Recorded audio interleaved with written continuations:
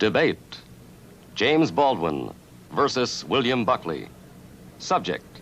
Has the American dream been achieved at the expense of the American Negro?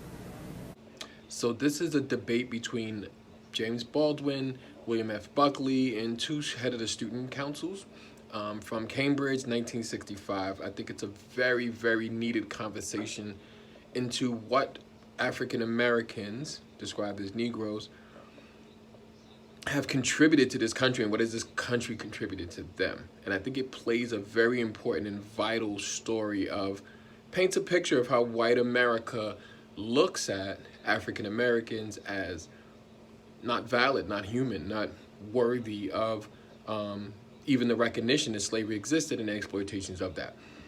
So in the birth of postmodern capitalism, human bodies, of course, were that property. And Baldwin eloquently, much better than me, I love this guy, eloquently describes that and really wins over the debate. So this is a part of our history, and I think it's very important to pay attention to every part of it, even the two students who are debating about human rights. Well, here we are in the debating hall of the Cambridge Union. Hundreds of undergraduates and myself waiting for what could prove one of the most exciting debates in the whole 150 years of the Union history. I don't think I've ever seen the Union so well attended. There are undergraduates everywhere. They're on the benches, they're on the floor, they're in the galleries, and there are a lot more outside clamoring to get in. Well, the motion that has drawn this huge crowd tonight is this, that the American dream has been achieved at the expense of the American Negro. The debate will open with two undergraduate speakers, one from each side, and then we shall have the first distinguished guest, Mr. James Baldwin, the well-known American novelist who's achieved a worldwide fame with his novel Another Country. Then opposing the motion will be Mr. William Buckley, also an American, very well known as a conservative in the United States. I must stress a conservative in the American sense, author of a book called Up from Liberalism, and editor of the National Review, one of the early supporters of Senator Goldwater. Well, this is the setting of the debate, and at any moment now the President will be leading in his officers and his distinguished guests. He'll take his chair, and the debate will begin.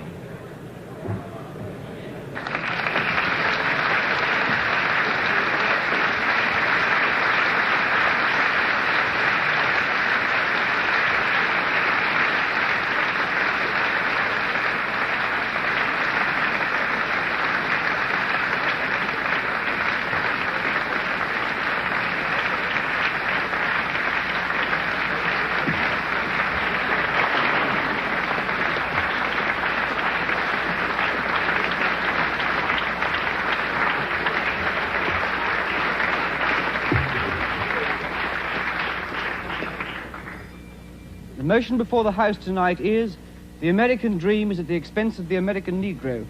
We propose to Mr. David Haycock of Pembroke College, and I oppose to Mr. Jeremy Burford of Emmanuel College. Mr. James Baldwin will speak third. Mr. William F. Buckley Jr. will speak fourth. Mr. Haycock is the ear of the House.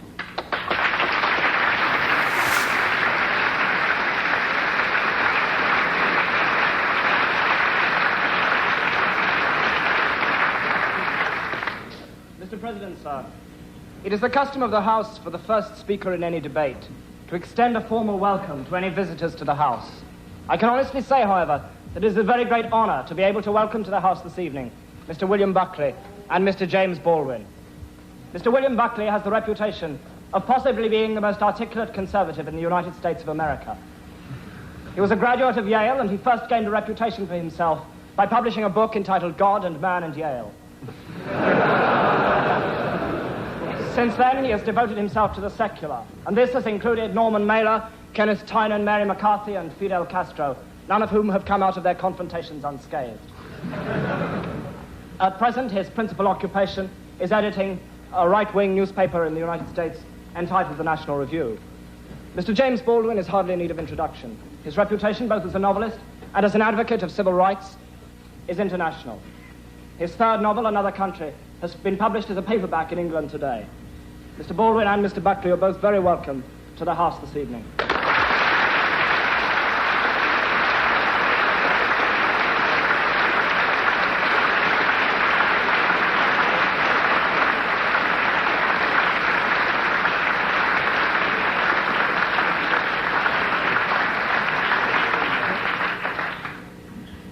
Imagine, Mr. President, a society which above all values freedom and equality. A society in which artificial barriers to fulfillment and achievement are unheard of. A society in which a man may begin his life as a rail splitter and end it as president. A society in which all men are free in every sense of the word. Free to live where they choose, free to work where they choose. Equal in the eyes of the law and every public authority, and equal in the eyes of their fellows. A society, in fact, in which intolerance and prejudice are meaningless terms. Imagine, however, Mr. President, that a condition of this utopia has been the persistent and quite deliberate exploitation of 1/9 of its inhabitants. That 1 man in 9 has been denied those rights which the rest of that society takes for granted. That 1 man in 9 does not have the chance for fulfillment or realization of his innate potentialities. That 1 man in 9 cannot promise his children a secure future and unlimited opportunities. Imagine this, Mr. President, and you have what is, in my opinion, the bitter reality of the American dream. A few weeks ago, Martin Luther King had to hold a nonviolent demonstration in Selma, Alabama, in his drive to register Negro voters. By the end of the week of his demonstrations, he was able to write quite accurately, in a national fundraising letter from Selma, Alabama jail, "There are more Negroes in prison with me than there are on the voting rolls." When King wrote that letter, 335 out of 32,700 Negroes in Dallas had the vote, 1% of the Dallas population. After a mass march to the courthouse, 237 Negroes, King among them, were arrested. The following day, 470 children who had deserted their classrooms to protest against King's arrest were charged with juvenile delinquency. 36 adults on the same day were charged with contempt of court for picketing the courthouse while State Circuit Court was in session. On the following day, 111 people were arrested on the same charge, despite their claim that they merely wanted to see the voting registrar. 400 students were arrested and taken to the armory, where many of them spent the night on a cold cement floor. The following day, the demonstration spread to Marion, Alabama. In Marion, Negroes outnumber whites by 11,500 to 6,000 people, and yet only 300 are registered to vote. Negroes in Marion were anxious to test the public accommodation section of the civil rights law. They entered a drugstore, and there they were served with Coca-Cola laced with salt, and were told that hamburgers had risen to $5 each. After the arrest of 15 Negroes for protesting against this treatment, 700 Negroes boycotted their classes next day and marched in orderly fashion to the jail. There they sang civil rights songs until they were warned by a state trooper that they would be arrested if they sung one more song. Of course, they sang another song, and of course, all 700 were arrested. American society has felt fit to use Negro labor. It has felt fit to use the blood of the Negro in 2 world wars. It has felt fit to listen to his music. It has felt fit to laugh at his jokes. And yet, as far as I'm concerned, it has never felt fit to give the American Negro a fair deal. And for this reason, Mr. President, I would beg leave to propose the motion that the American dream is at the expense of the American Negro.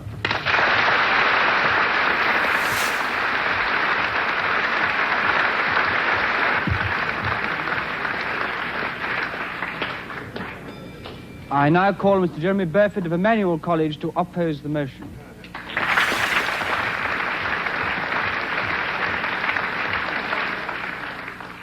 Now I have Mr. Jeremy Burford of Emmanuel College, who is the first undergraduate opposing the motion.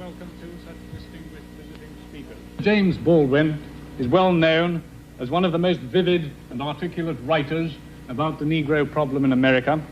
Mr. Baldwin had a difficult childhood, and he has personally himself suffered discrimination and ill treatment in the South of America. And I would like to say at this time that it is not the purpose of this side of the House to condone that in any way at all. It is not our purpose to oppose civil rights. it is our purpose to oppose this motion. And thank you, sir. Come and collect your fee afterwards.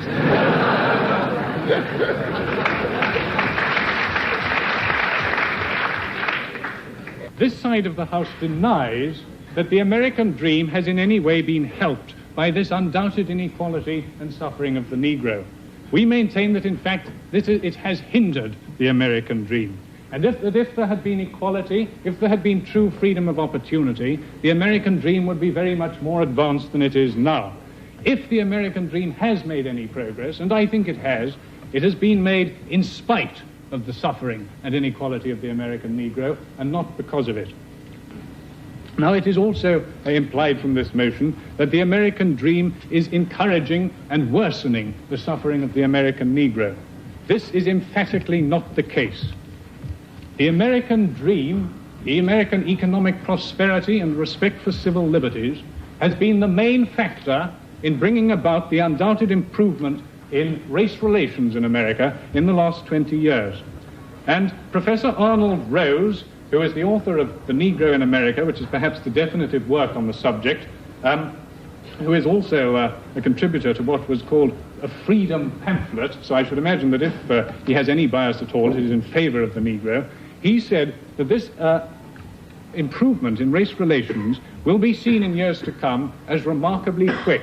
And he has put it down to three main causes: increased industrialization and technical advance, the increased social mobility of the American people, and the economic prosperity.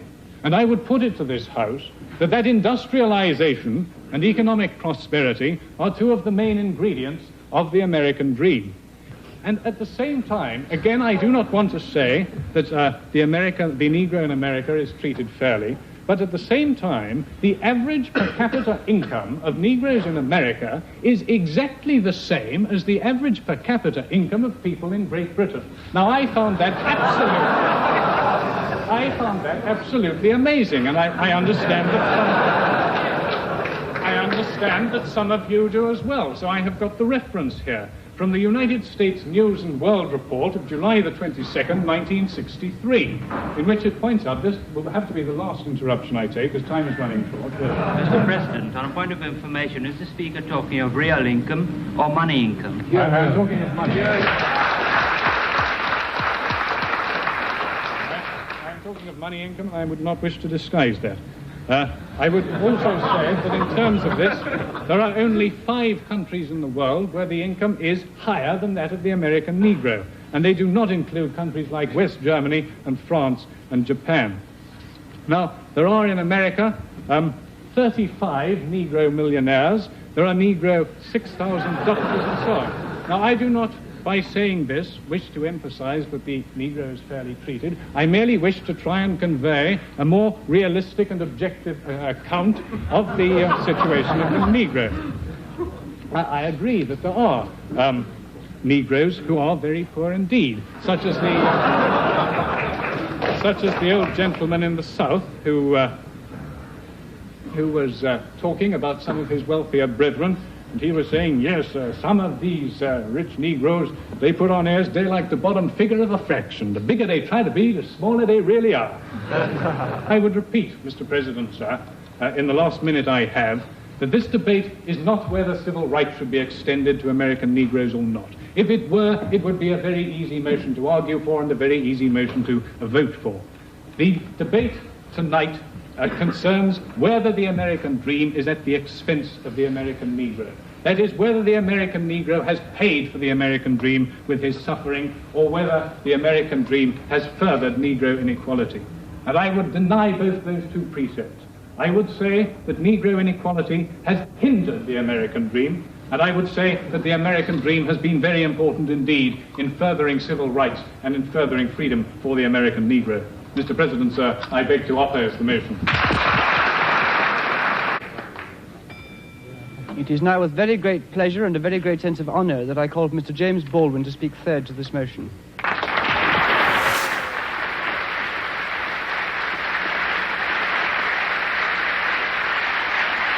Now we have Mr. James Baldwin, the star of the evening, who has been sitting, listening attentively, getting a wonderful reception here in the Cambridge Union.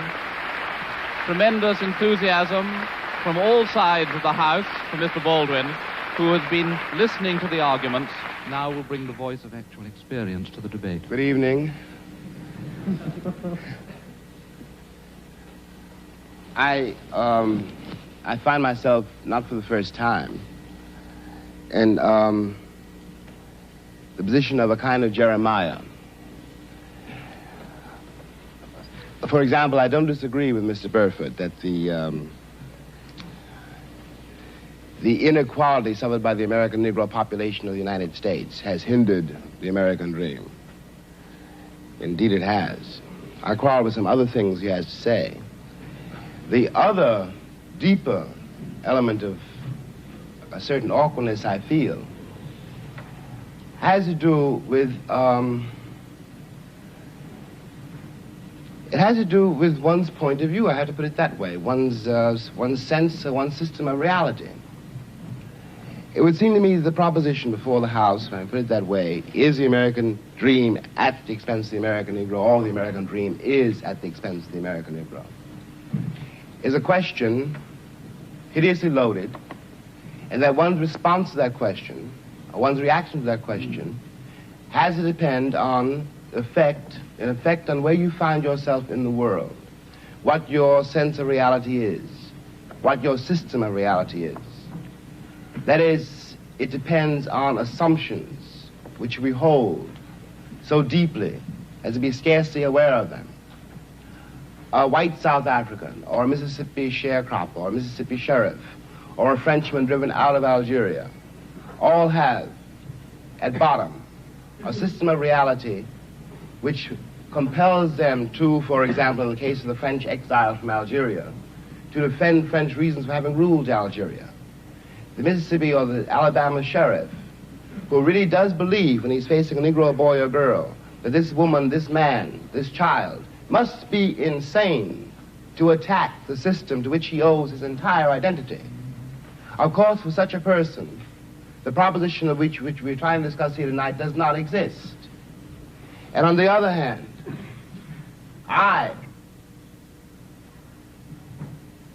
have to speak as one of the people who've been most attacked by what we must now here call the Western or the European system of reality.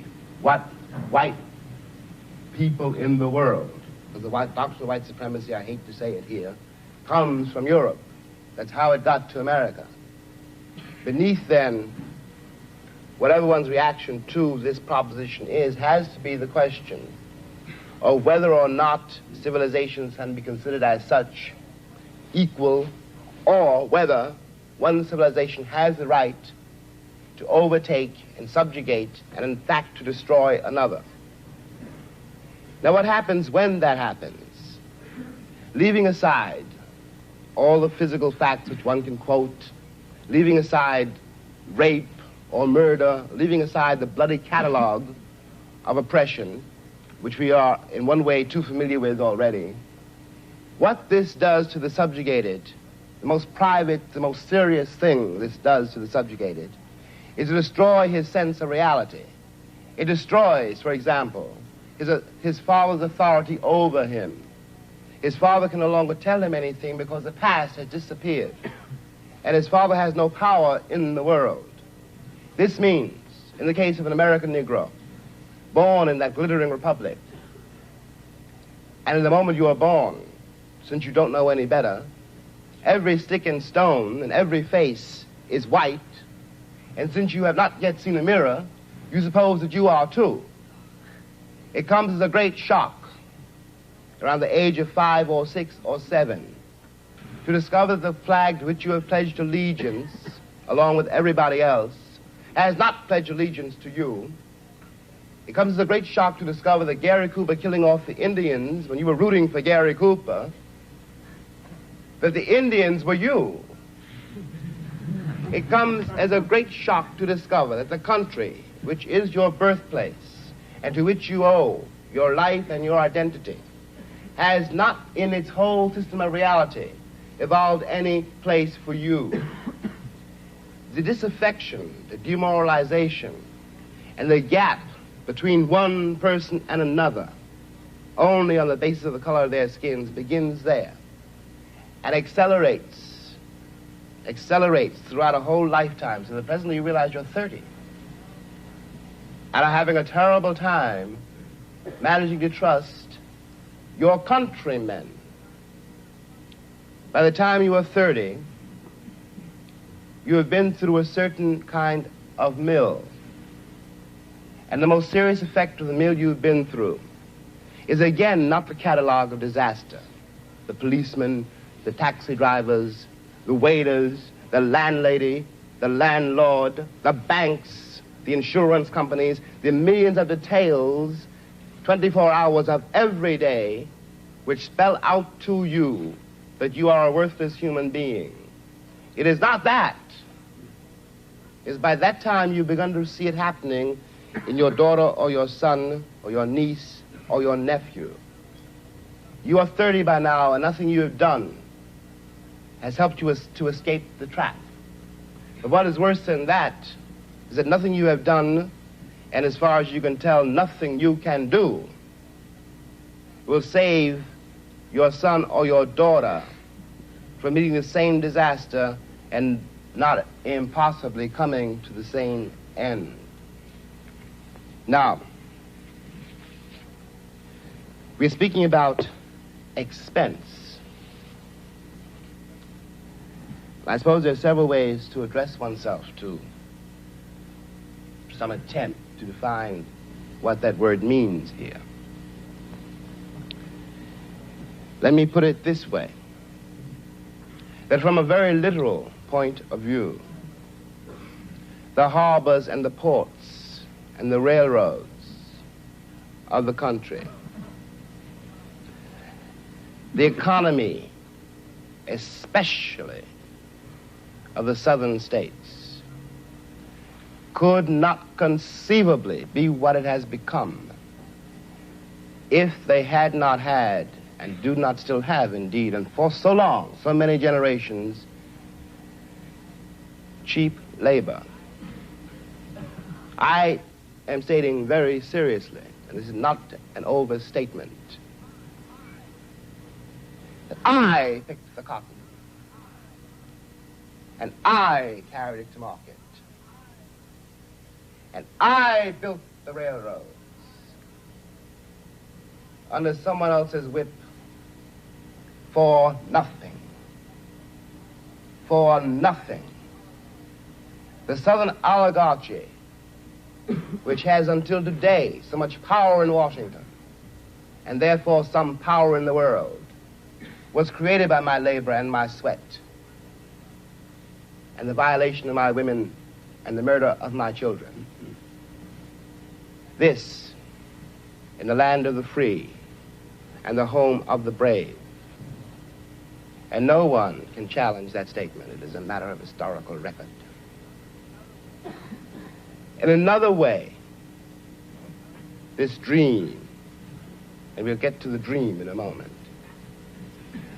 is at the expense of the American Negro. You watch this in the Deep South in great relief, but not only in the Deep South. In the Deep South, you are dealing with a sheriff or a landlord or a landlady or the girl at the Western Union desk. And she doesn't know quite who she's dealing with, by which I mean that if you're not part of the town, and if you are a northern nigger, it shows in millions of ways.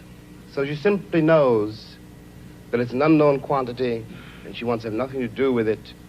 So she won't talk to you. You have to wait for a while to get your telegram. Okay, we all know this. We've been through it. And by the time you get to be a man, it's very easy to deal with. But what is happening in the poor woman, the poor man's mind, is this. They've been raised to believe, and by now they helplessly believe, that no matter how terrible their lives may be, and their lives have been quite terrible, and no matter how far they fall, no matter what disaster overtakes them, they have one enormous knowledge and consolation, which is like a heavenly revelation.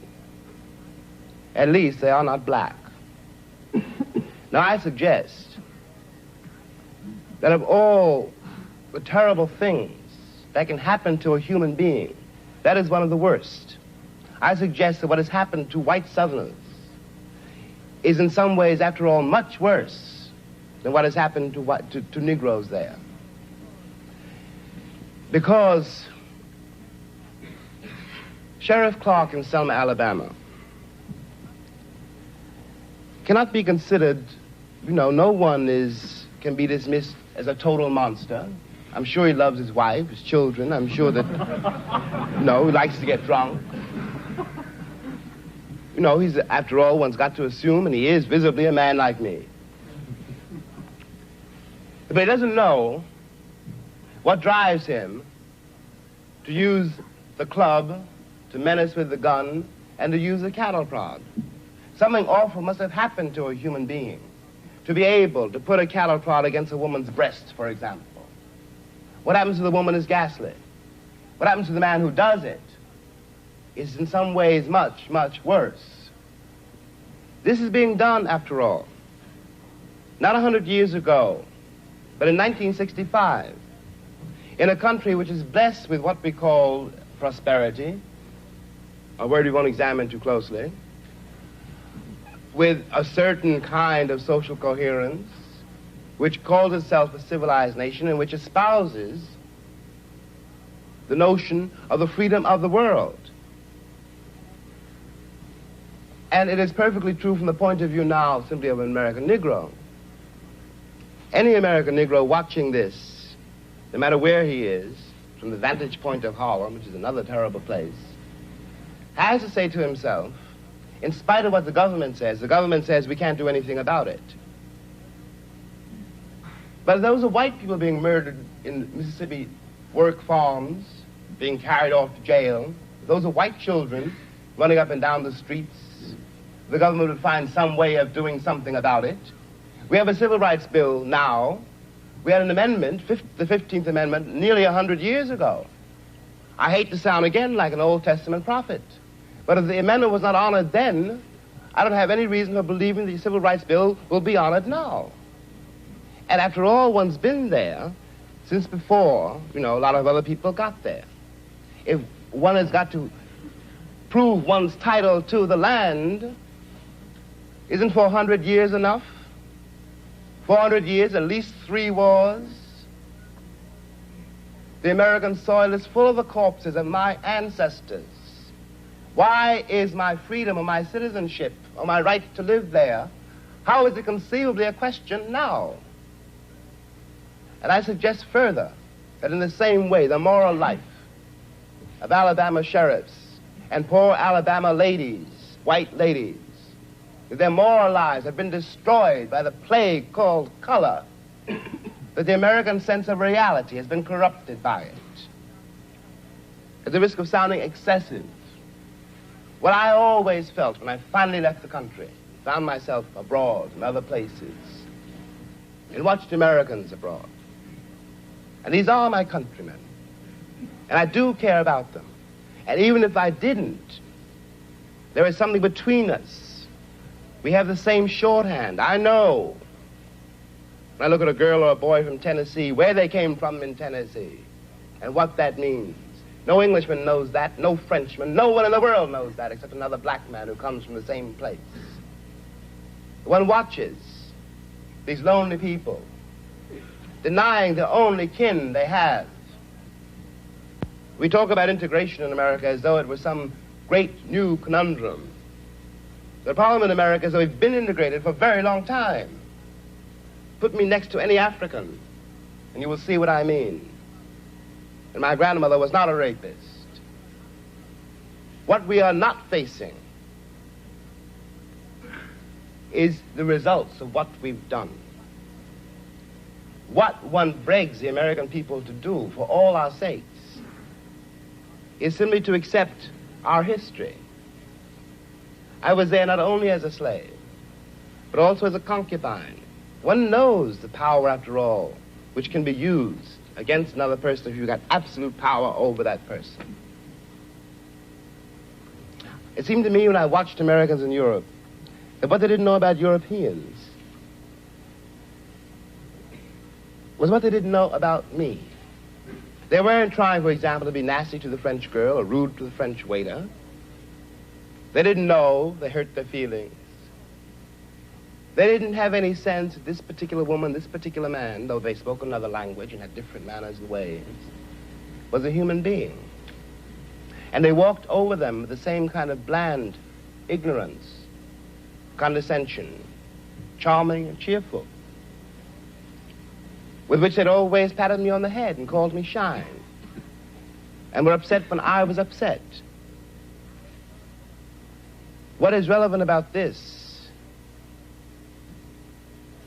is that whereas 40 years ago when I was born, the question of having to deal with what is unspoken by the subjugated, what is never said to the master, of having to deal with this reality was a very remote possibility. It was in no one's mind.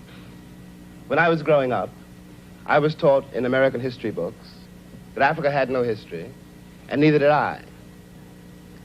That I was a savage, about whom the less said the better, who had been saved by Europe and brought to America. And of course, I believed it.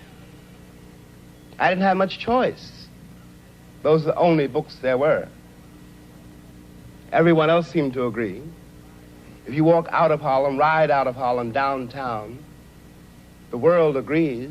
What you see is much bigger, cleaner, whiter, richer, safer than where you are.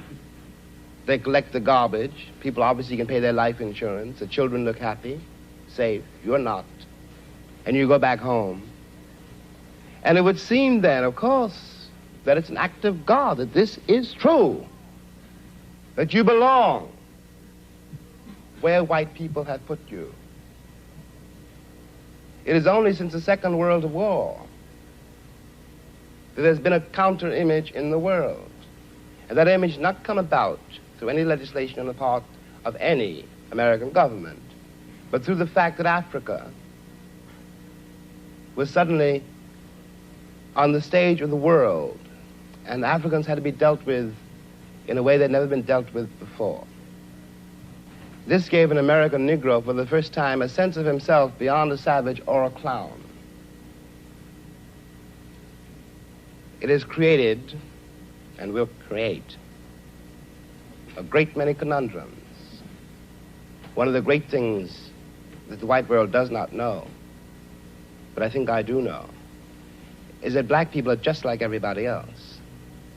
One has used the myth of Negro and the myth of color to pretend and to assume that you are dealing essentially with something exotic, bizarre, and practically, according to human laws, unknown.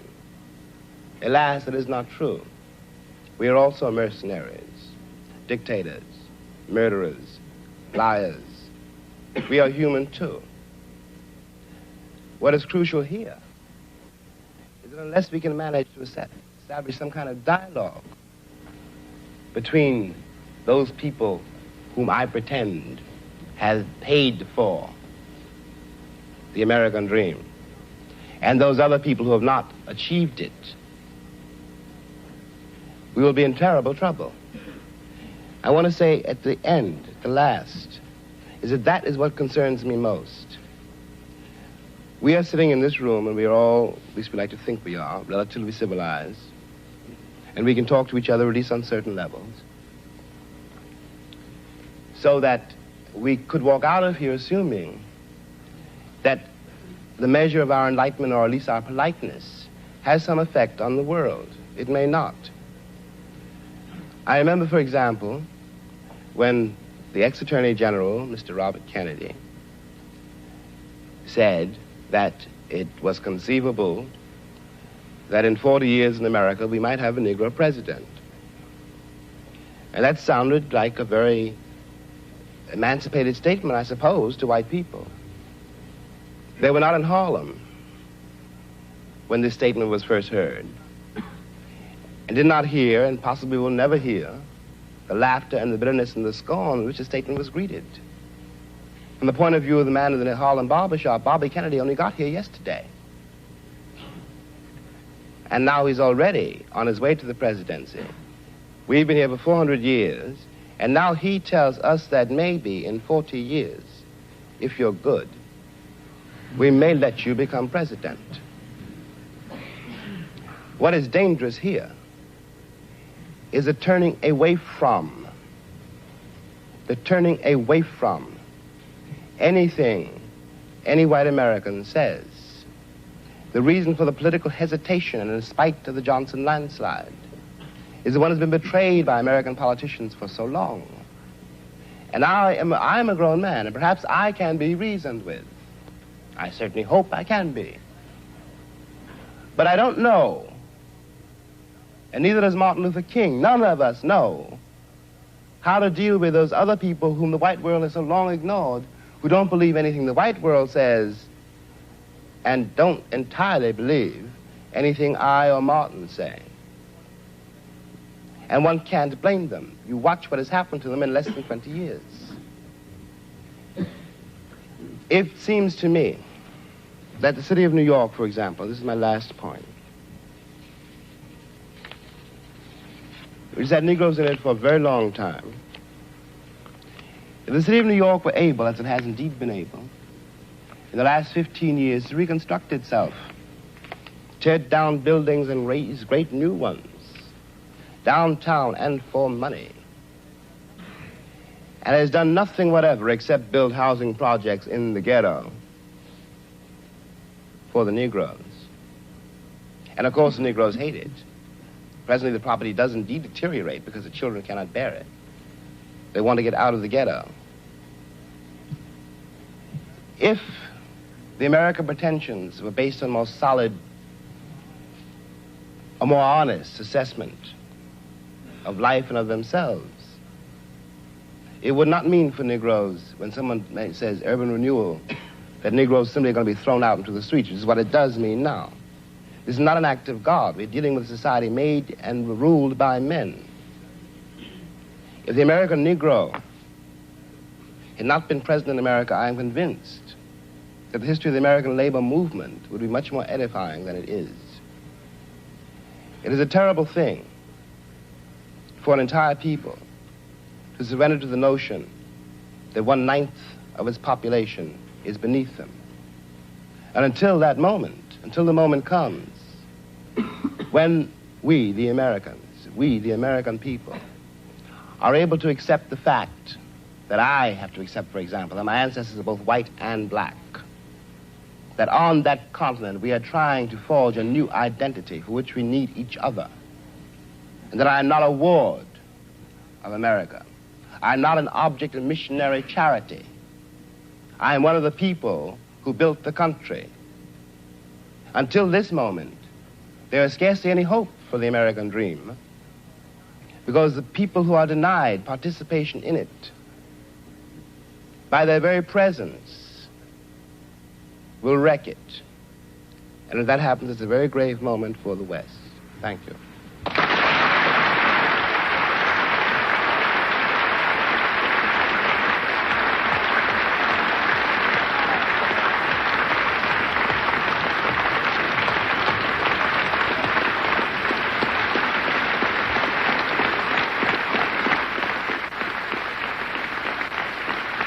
Tremendously moving moment now, the whole of the Union standing and applauding this magnificent speech of James Baldwin. Never seen this happen before in the Union in all the years that I have known it. Baldwin smiling, obviously delighted by his reception, tremendously moved by it.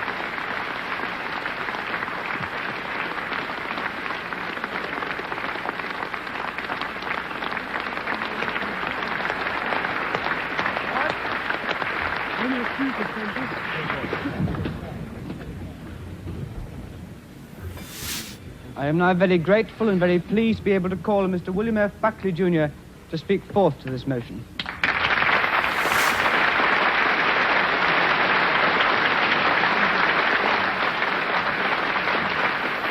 Now we have Mr. William Buckley, who will need all his skill to establish ascendancy over his audience, which has clearly been so deeply moved. Thank you, Mr. by the President. eloquence and Baldwin. personal experience of the preceding speaker.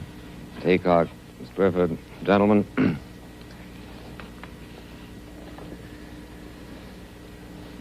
It seems to me that of all the indictments Mr. Baldwin has made of America, here tonight and in his copious literature of protest, the one that is most striking involves, in effect, the refusal of the American community to treat him other than as a Negro. The American community has refused to do this. The American community, almost everywhere he goes, treats him with the kind of unction, the kind of satisfaction at posturing carefully for his flagellations of our civilization, that indeed, quite properly, commands the contempt which he so eloquently showers upon us. It is impossible, in my judgment, to deal with the indictment of Mr. Baldwin unless one is prepared to deal with him as a white man. Unless one is prepared to say to him, the fact that your skin is black is utterly irrelevant to the arguments that you raise. The fact that you sit here, as is your rhetorical device, and lay the entire weight of the Negro ordeal on your own shoulders is irrelevant to the argument that we are here to discuss. The gravamen of Mr. Baldwin's charges against America are not so much that our civilization has failed him and his people, that our ideals are insufficient, but that we have no ideals.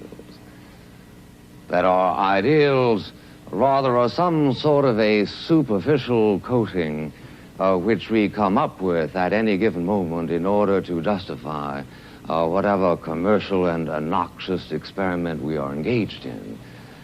Thus, Mr. Baldwin can write his book, The Fire Next Time, in which he threatens America.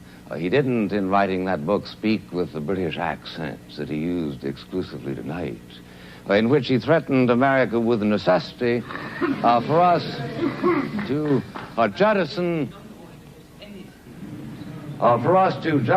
our entire civilization. The only thing that the white man has that the Negro should want, he said, is power. And he is treated from coast to coast in the United States with a kind of unctuous doesn't choose to give way. The interrupter must, and he has done. The interrupter is now set down. Goes beyond anything that was ever expected from the most servile Negro creature by a Southern family.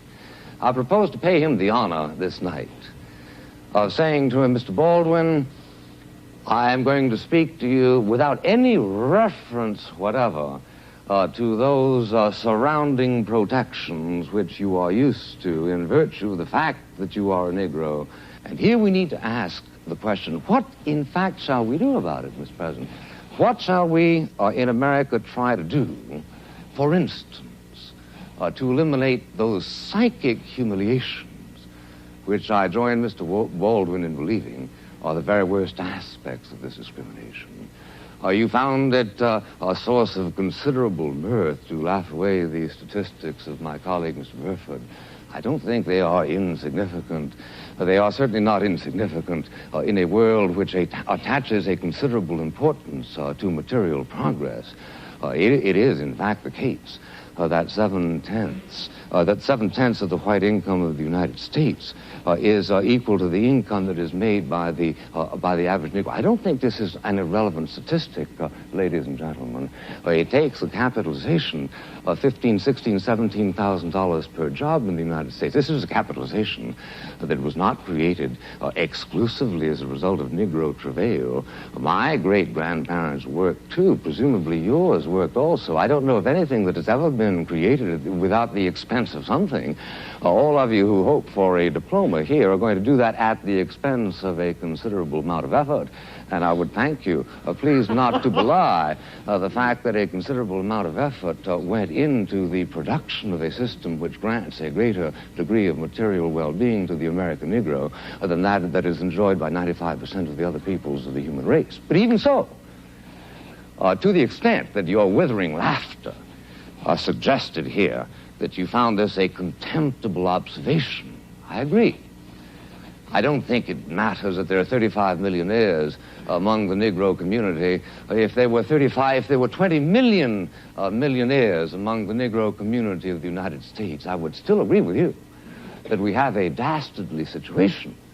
But I'm asking you not to make politics as the crow flies, to use the fleeted phrase of Professor Oakeshott, but rather to consider what, in fact, is it that we Americans ought to do? What are your instructions that I'm to take back to the United States, my friend? I want to know what it is that we should do, and especially I want to know whether it is time, in fact, to abandon the American dream as it has been defined by Mr. Haycock and Mr. Burford. What, in fact, is it that we ought to do, for instance, to avoid two humiliations mentioned by Mr. Baldwin as being a part of his own experience during his lifetime. At the age of 12, you will find on reading his book, he trespassed outside the ghetto of Harlem and was taken by the scruff of the neck by a policeman on 42nd Street and Madison Avenue and said, "Here, you nigger, go back to where you belong." 15, 20 years later, he goes in and asks for a Scotch whiskey at the airport at Chicago and is told by the white barman that he is obviously underage and under the circumstances cannot be served. I know from your faces that you share with me the feeling of compassion and the feeling of outrage that this kind of thing should have happened. What, in fact, are we going to do to this policeman?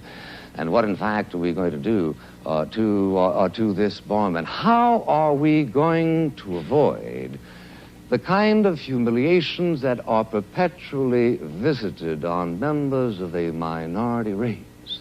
Obviously, the first element is concern. We've got to care that it happens. We have got to do what we can to change the warp and woof of moral thought in society in such fashion as to try to make it happen less and less.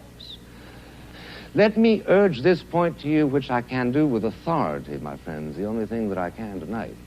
And that is to tell you that in the United States, there is a concern for the Negro problem. Now, if you get up to me and say...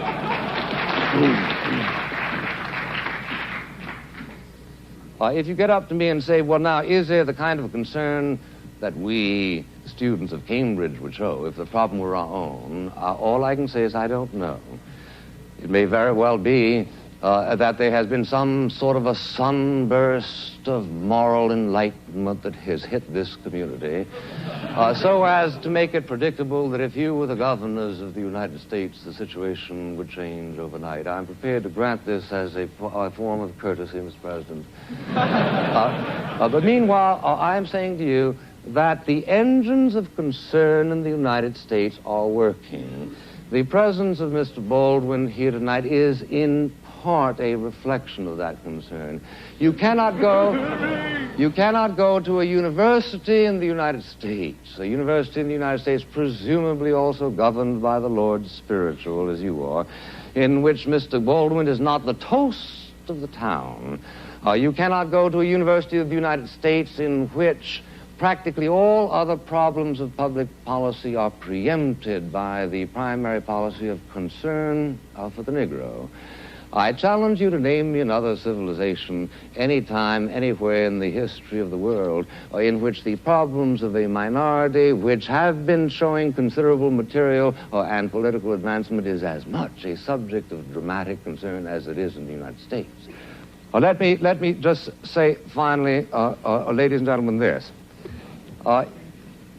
There is no instant cure for the race problem in America. And anybody who tells you that there is a charlatan and ultimately a boring man. Boring precisely because he is then speaking in the kind of abstractions that do not relate to the human experience.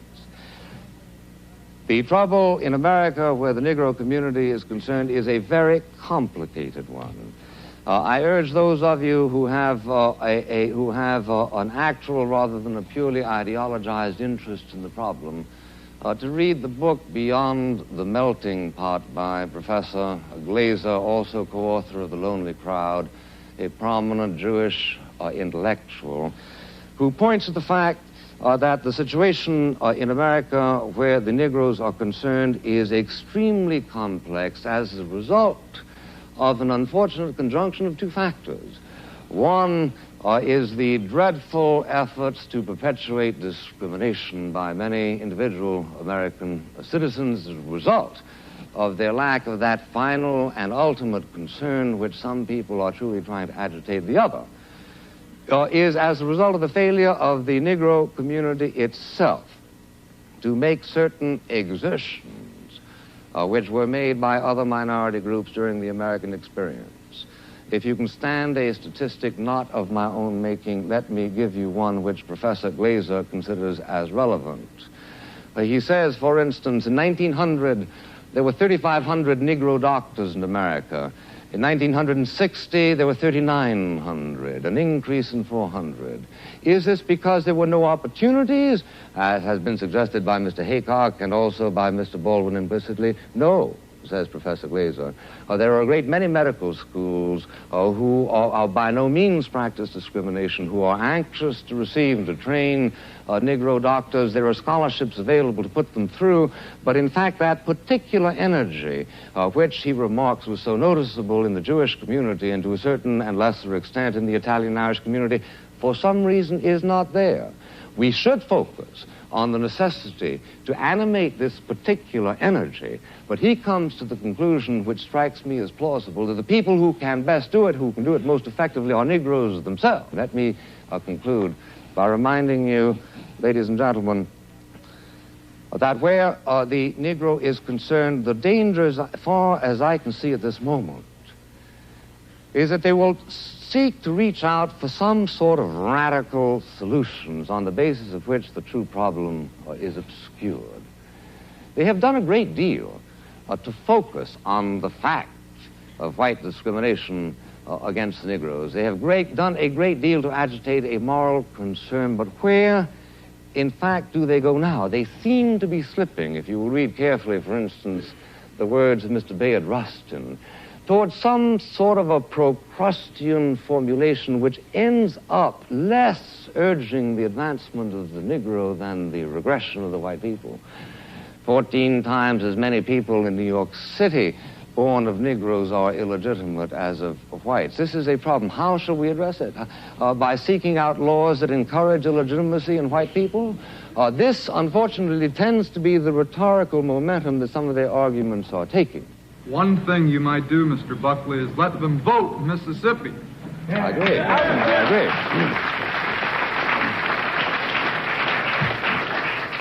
I couldn't agree with you more, and for except lest I appear too ingratiating, which is hardly my objective here tonight.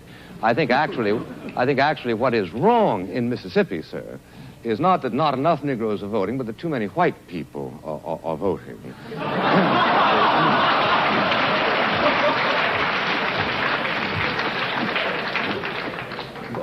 Booker T. Washington said that the important thing where Negroes are concerned is not that they hold public office, but that they be prepared to hold public office. Not that they vote, but that they be prepared to vote. What are we going to do with the Negroes? Having taught the Negroes in Mississippi to despise Barnett, Ross Barnett, shall we then teach them to emulate their cousins in Harlem and adore Adam Clayton Powell, Jr.? It is much more complicated, sir, than simply the question of giving them the vote.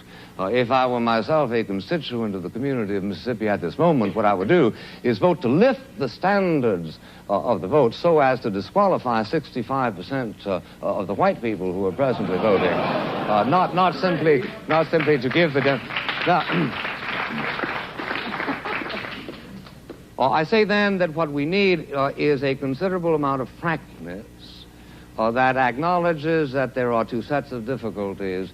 The difficulties of the white person who acts as white people and brown people and black people do all over the world to protect their own vested interests, who have, as all of the races in the entire world have, and suffer from a kind of a racial narcissism which tends always to convert every contingency into such a way as to maximize their own power. That, yes, we must do. But we must also reach through to the Negro people and tell them that their best chances are in a mobile society. And the most mobile society in the world today, my friends, is the United States of America. The most mobile society of the United States in the world is the United States of America, and it is precisely that mobility which will give opportunities to the Negroes which they must be encouraged to take. But they must not, in the course of their ordeal, be encouraged to adopt the kind of cynicism, the kind of despair, the kind of iconoclasm that is urged upon them by Mr. Baldwin in his recent works.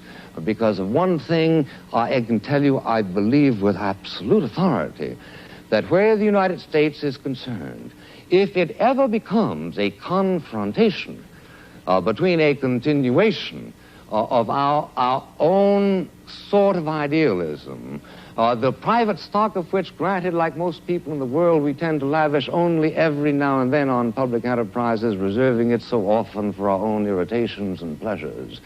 But the fundamental friend of the Negro people in the United States is the good nature, and is the generosity, and is the good wishes, is the decency, the fundamental decency that do lie at the reserves of the spirit of the American people. These must not be laughed at, and under no circumstances must they be laughed at, and under no circumstances must America be addressed and told that the only alternative to the status quo is to overthrow that civilization which we consider to be the faith of our fathers, the faith indeed of your fathers. This is what must animate whatever meliorism must come, because if it does finally come to a confrontation, a radical confrontation between giving up what we understand to be the best features of the American way of life, which at that level is indistinguishable so far as I can see from the European way of life, then we will fight the issue. And we will fight the issue not only in the Cambridge Union, but we will fight it as you were once recently called to do, on beaches and on hills and on mountains and on landing grounds. And we will be convinced that just as you won the war against a particular threat to civilization, you were nevertheless waging a war in favor of and for the benefit of Germans, your own enemies, just as we are convinced that if it should ever come to that kind of a confrontation, our own determination to win the struggle will be a determination to wage a war not only for whites, but also for Negroes.